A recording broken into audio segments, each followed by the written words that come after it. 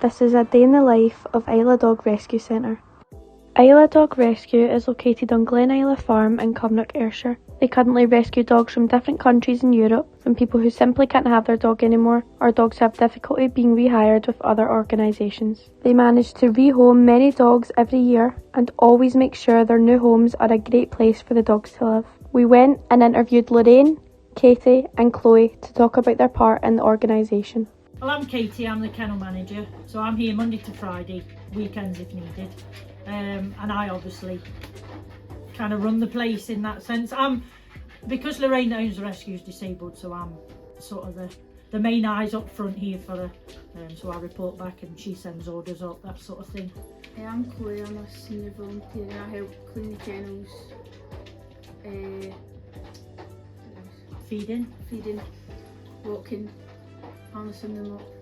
and training into if needed. Yeah. This is Lorraine. She's the owner of the Isla Dog Rescue Centre and this is her story. So I used to have 8 dogs. 2 of them were Jack Russells.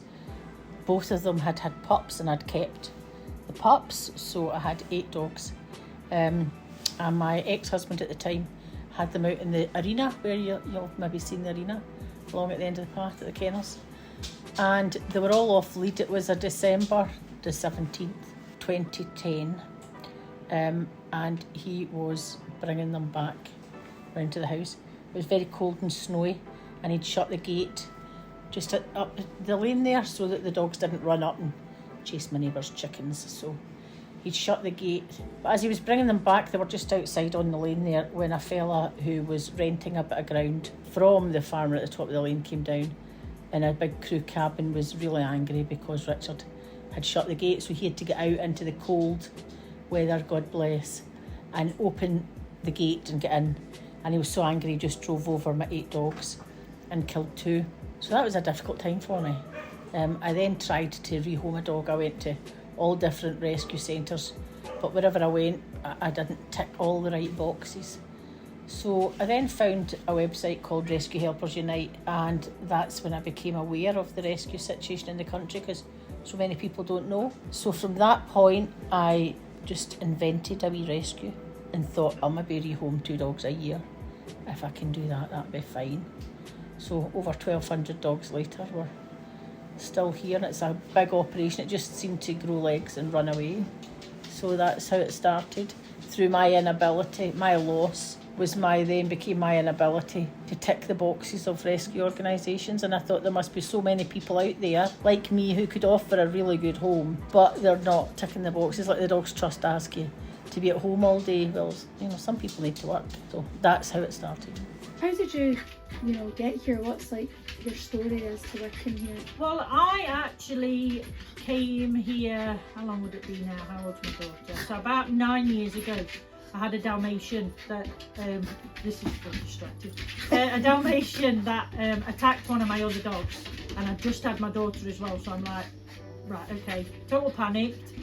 So I got in touch with Isla and actually bought the Dalmatian here, and then about 2.5 years ago I decided I was going to do volunteering because obviously they'd help me out, and the best way to put it is I pretty much moved myself in because I just love animals, always have done.